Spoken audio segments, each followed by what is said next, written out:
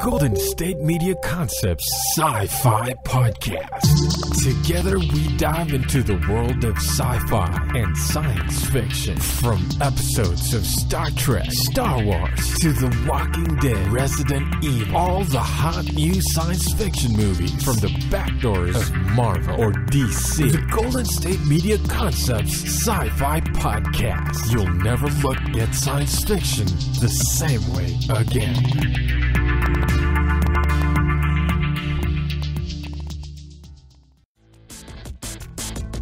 Welcome to the Golden State Media Concepts Science Fiction Podcast. I'm Shay Northrup, here with you guys today to talk to you guys about Animation Station and Liquid Television.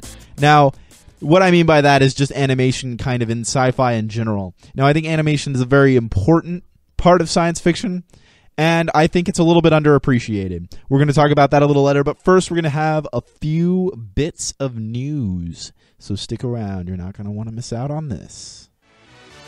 Check out the show that's built on the MMA. From the UFC to extreme cage fighting, they got the fights covered. Check out the GSMC MMA podcast. Get the latest news on past or upcoming fights. Join us as we talk to and about some of the biggest names in the MMA, past, present, and future. When it's the fight game, there's just one show to check out. GSMCpodcast.com/MMA-podcast. Don't forget to like them on Facebook and follow them on Twitter. Visit GSMCpodcast.com for more info.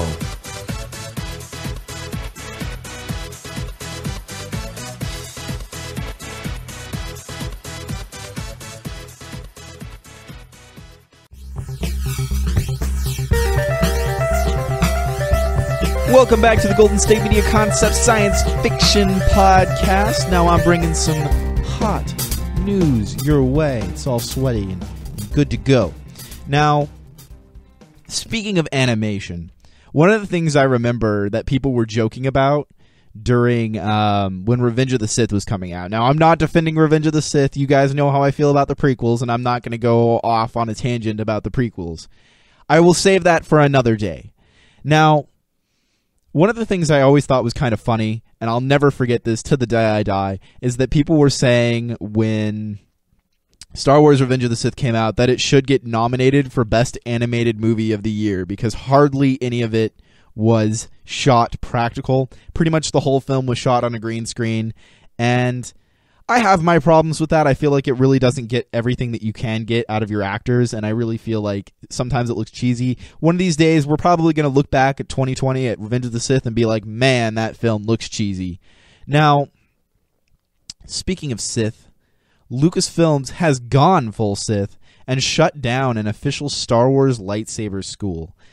Now, one of the things that I think is kind of interesting about that, and I've seen this on other news sites, and I've seen this kind of around my science fiction forums and around my science fiction websites where I get all of the good juicy details down here, that people are kind of freaking out about this. They're like, what are you doing, LucasArts? Why would you do this? I can't believe you. This is bad. I can't believe you guys are filing a federal lawsuit against this. Does this really surprise anybody, guys? This is Lucasfilms. The most prideful filmmaker on the planet, George Lucas, who doesn't own it anymore, of course.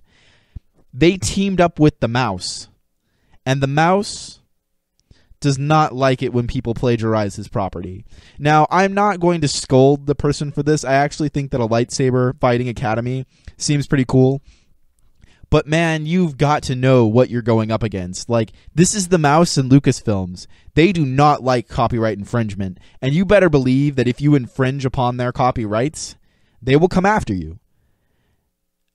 And I'm not trying to victim blame or anything here. Like, don't get me wrong. Like, it does suck that LucasArts is coming after them, that Lucasfilms is coming after them, and that the mouse is coming after them. But unfortunately, that is a big fact of life, is that you don't mess with the mouse. Now, one of the things that LucasArts has said, now what this is it's essentially a lightsaber academy. You pay to learn stage combat, basic stage combat, and like sports dueling. It's essentially a fancy, glorified fencing class with a little bit of a Star Wars spin. I feel like if LucasArts was to actually go and set these up across the nation, they could make buco bucks.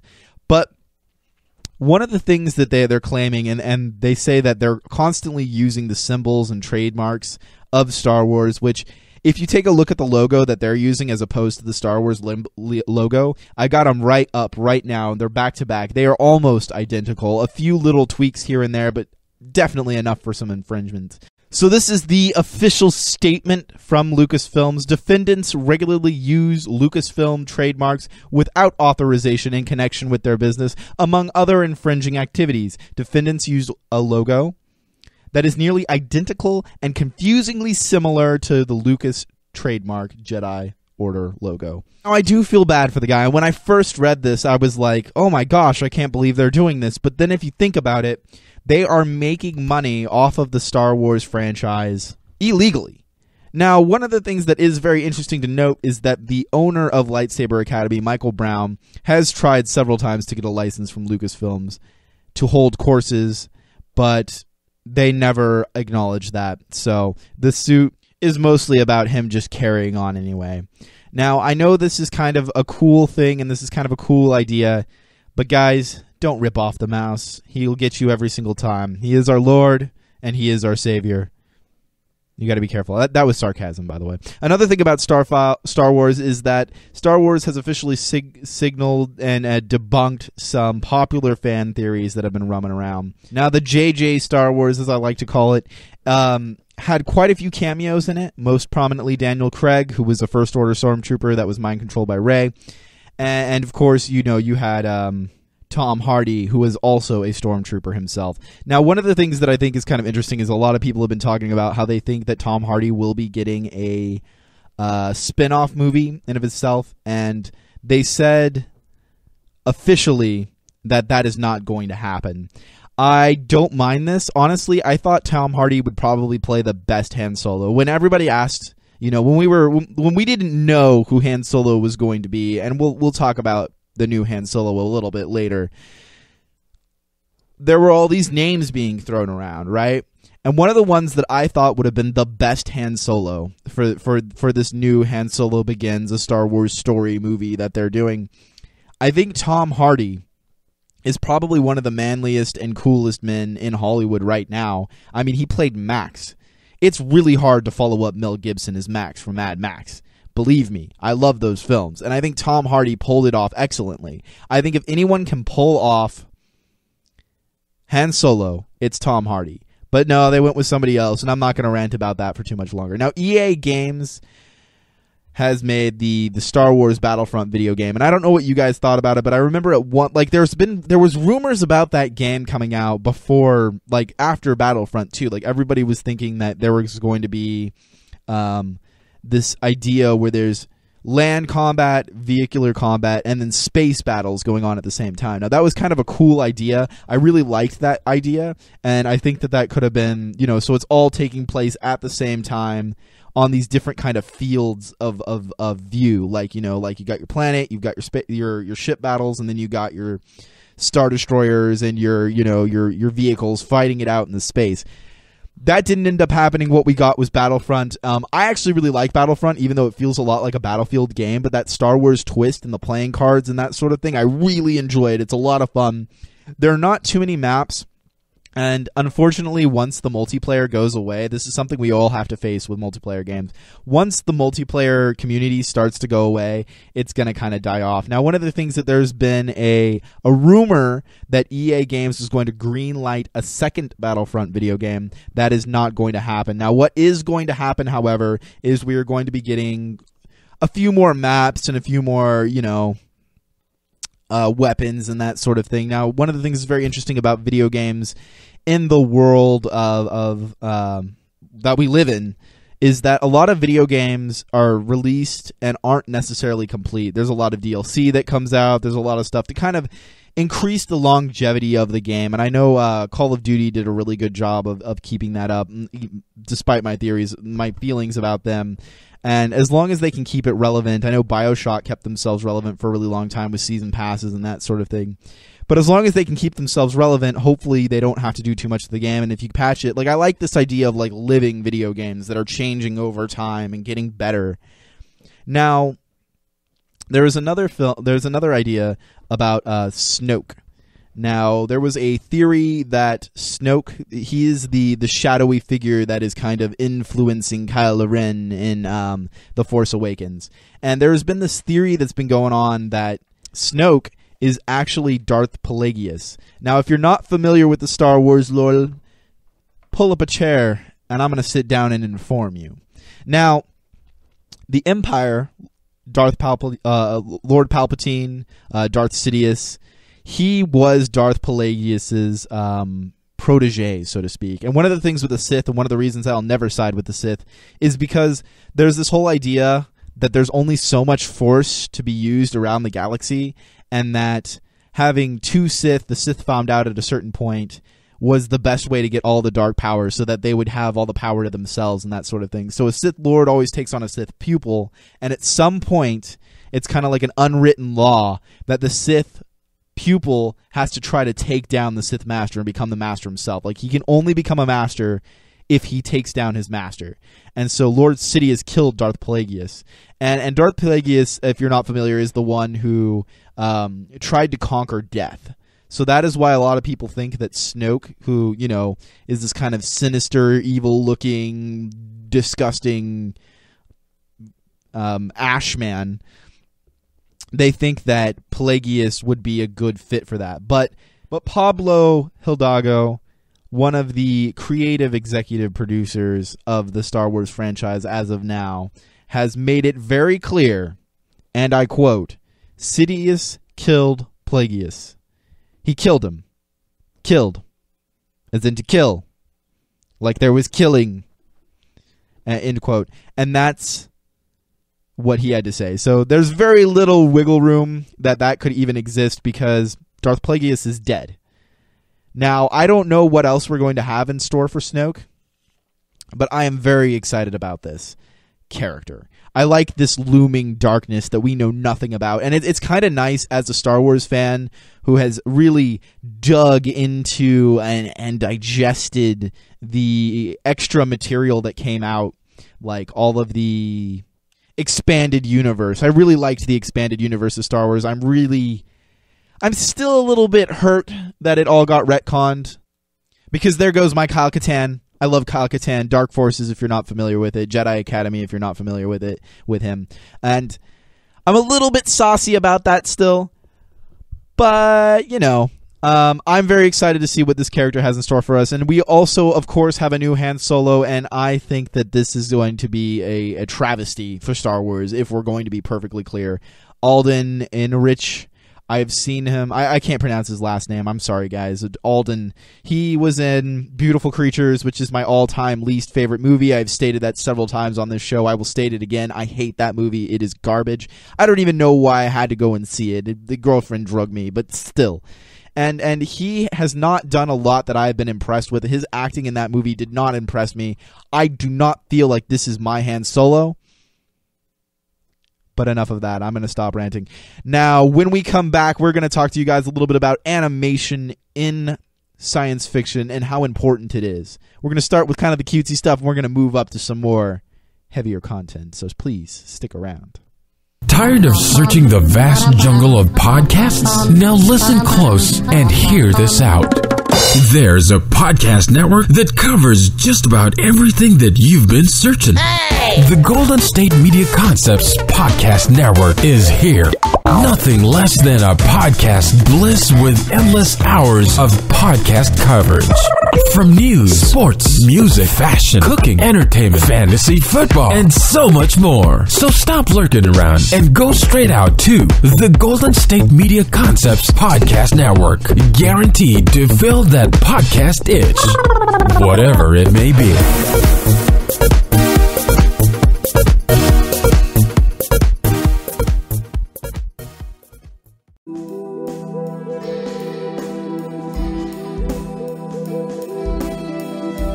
Welcome back to the Golden State Media Concepts Science Fiction Podcast. Now, I'm going to talk to you guys about some animation station. We're going to talk about animation and sci-fi. Now, you're probably thinking, Shay, Why would we talk about animation and sci-fi? Clearly the only good clearly animation is just for children. Well, that is where you are wrong. Drew kind of talked about it a little bit with some of the DC and Marvel movies. I'm not going to talk about those. I'm going to talk to you guys about the symbiotic relationship that has existed with animation and science fiction since the 1980s, and I love it. I love animation. I'm more into the adult stuff. I am not a big fan of the 3D stuff. I think it's cool. And I think it's cool that we can get kids into animation, but I do think that animation, which it was originally for adults, I think it can be very adult. And I think that there can be some really good, heavy science fiction that we can get from animation that we can't get from our sci-fi movies. Now, one of the things that it's really interesting is that anime does a really good job with science fiction, especially in the 80s and 90s. Now, I'm not a huge fan of anime myself, but there's a lot of good stuff out there within that genre if you're into it. Like, for example, one of my favorite anime movies that portrays science fiction in a really good way is the movie Akira. Now, if you haven't seen Akira, please, I beg you, with all things that are holy, please go check out Akira. This movie is insane. I really don't have many other words to describe it. And if I try to describe it to you, which I'm about to, it's not going to do the movie justice. So World War III begins in 1988, which coincidentally is the day that this was released. It's based on a manga.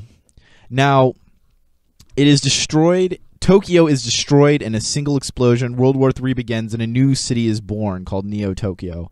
And from that comes a bunch of anti-government terrorism, gang violence, punks, a lot of biker gangs and that sort of thing. So there's a group of biker gangs, including our main character, who end up inside a clash with their rival gang, the Clowns. And during the fighting, they meet this kid who has psychic powers, and all of a sudden it just takes this whole twisted turn. There's a lot of science fiction going on. I would consider it I would consider this a cyberpunk movie for sure, if not one of the first ones that really kind of sparked off the whole movement in of itself. It's kind of awesome. Now, I'm going to try to take it back just a bit.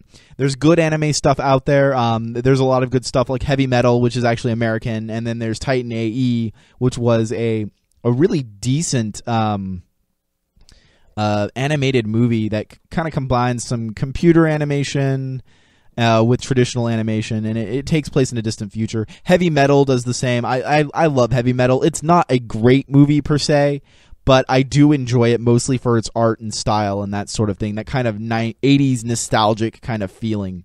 Now, one of the things that is also very important, and last episode I talked a little bit about the gateway drug, or the gateway movies, so to speak. Now, there are a lot of science fiction kids movies that I would consider a gateway movie into science fiction. And I really appreciate that things like this exist, because if we can inspire kids to like content like this at a young age, maybe they can grow up and create some amazing science fiction, and it sparks the imagination and promotes escapism and all of that good stuff.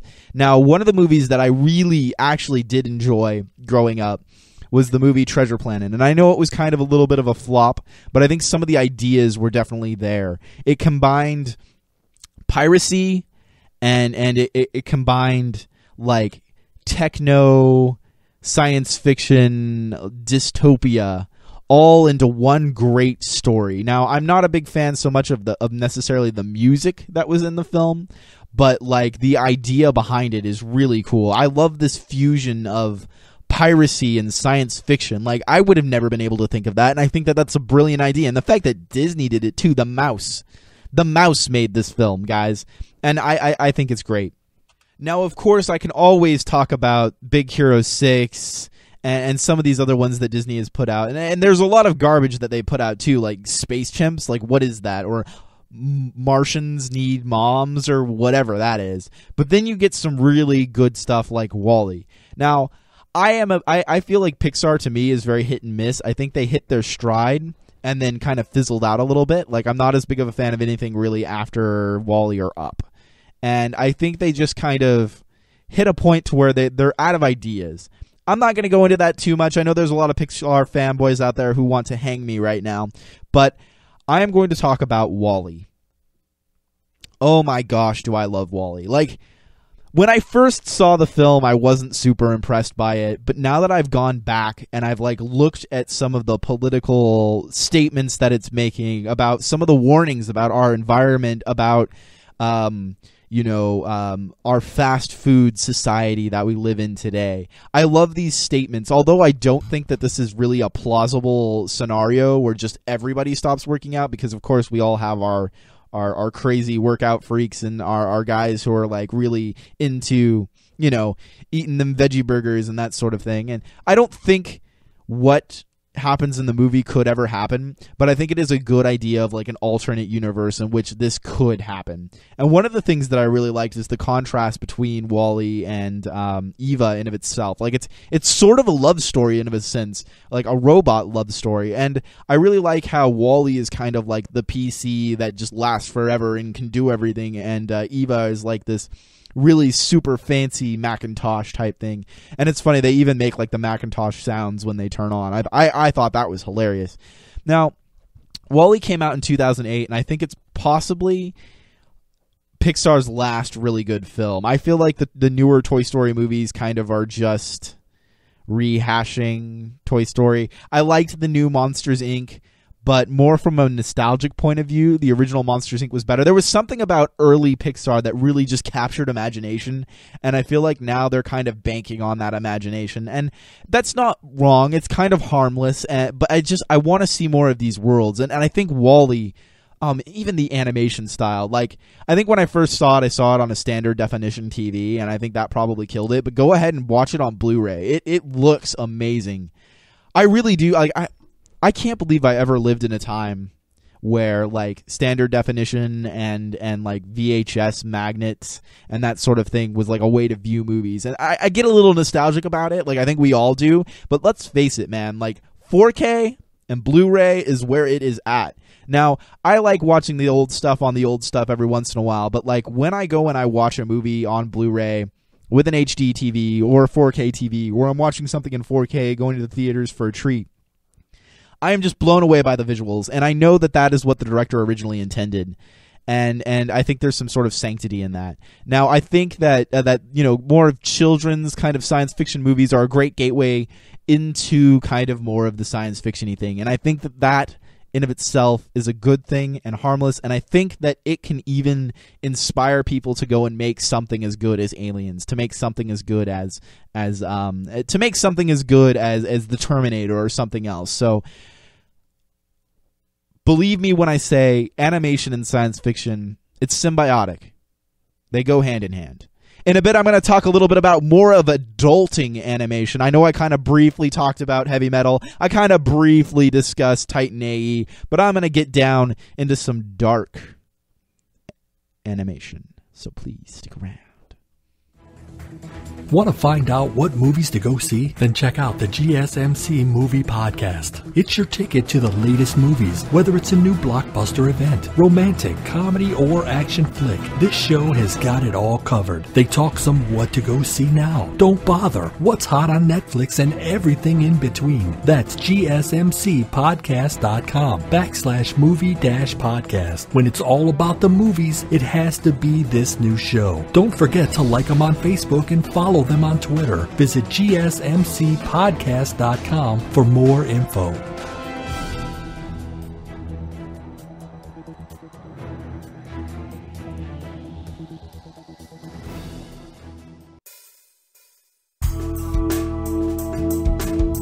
Welcome back to the Golden State Media Concept Science Fiction Podcast. I'm Shay Northrup, and if there is one thing that I can do today, if there's one thing that'll make me sleep well at night, it's if I can convince one person who thinks that animation is for children that it is for adults, that it can be for adults too. And I think that animation is this really underappreciated medium to get our good science fiction stories and tales out into the masses. I love a good story, and I know you guys do too. That's why you're listening. So I'm going to talk to you guys about some more adult animation, some more adult science fiction. Now, one of the things that I think is really interesting, and I talked a little bit about gateways this episode and a little bit about gateways last episode into the science fiction world. Now, Marvel and DC, I think DC does this better than Marvel does, but Marvel definitely has its notable mentions. Like, their Avengers movie was really good. Like, before the Avengers came out, they had an Avengers animated movie, and I actually really enjoyed it.